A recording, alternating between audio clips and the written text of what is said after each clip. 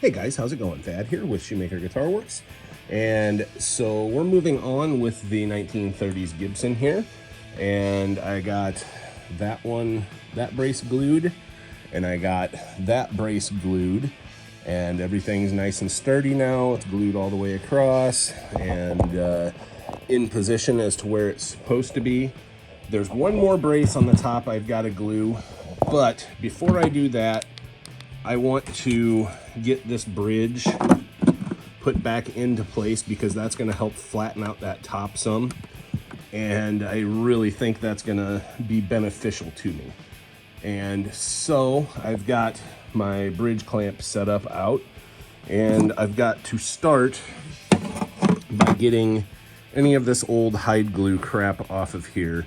I'm going to try and not get the little chunks of wood that are on it that have popped out of a couple little areas here, but get all the hide glue off. And same on this side, I'll try and get as much of that off of there because Titebond does not stick to hide glue very well.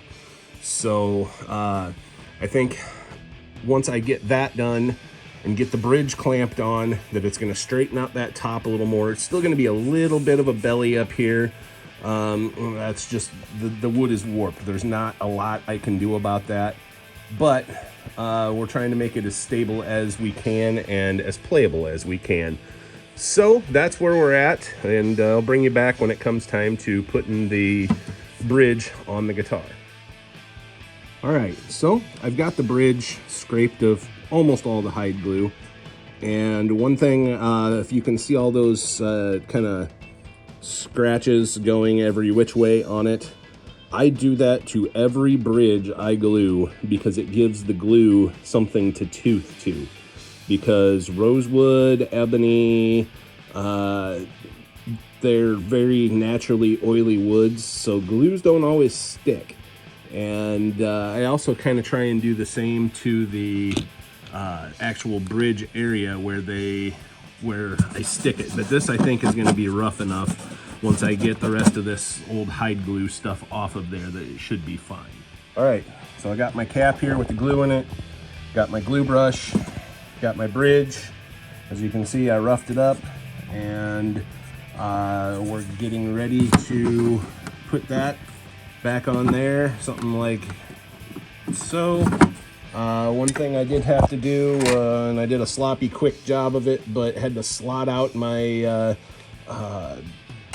bridge tool because that original bone nut is glued in there, and I cannot get that thing out of there for the life of me, and I don't want to break it. So that's something that I had to do. So we're going to put glue on both surfaces, this one and this one, and that way there's sure to be a bond, and then we will go back and clean up any mess that's around it. This is a pretty nice setup as to where those screw holes go in through, or screws go in through the holes here, and then there is a wing nut and washer that go on the bottom. So anyway, I'm gonna get this on there and then I will bring you back. All right, so as you can see, got glue on both surfaces.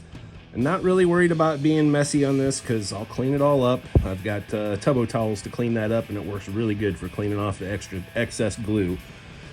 But I want to make sure that there's enough glue on both surfaces in order to stick together. I'm letting them set up for a minute or two so they get kind of tacky, and then I'll put them in there.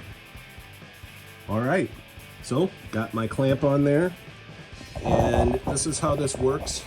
And as you can see, it's got two pieces on the outside that put pressure on the outside.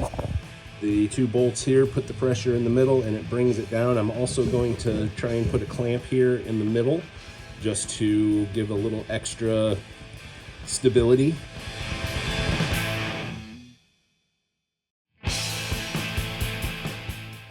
Should be able to get through the sound hole with that.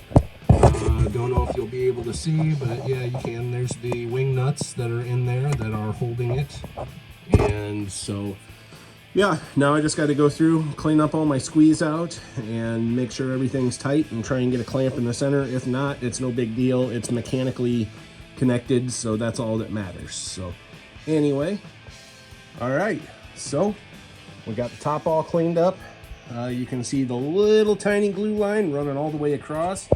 That actually brought that top nice and flat, which is what I was hoping for. And so there's still a tiny bit of a belly right in this area, but there's not really anything we can do about that. So, and like I say, there's one more, I can't reach it, but anyway, it's the corner of one of the braces that I missed. So I want to sneak some glue up in there, but not going to worry about that while I'm doing this until after it's all dry. And yeah, it's coming right along. We'll get the pick guard put back on there when it's time, and I've got some new double line Cluson style tuners coming for it, and yeah, get the fretboard cleaned up, the frets cleaned up. We're not going to be able to take all of this denting out, but we'll be able to get a good portion of it. So yeah, it's going to be a really nice guitar. Like I say, it was a lot of work, but it's definitely well worth it, because this is a neat piece of musical history. So anyway, guys, thanks for watching. This is Thad with Shoemaker Guitar Works, and don't forget to hit that like and subscribe, share with your friends, whatever.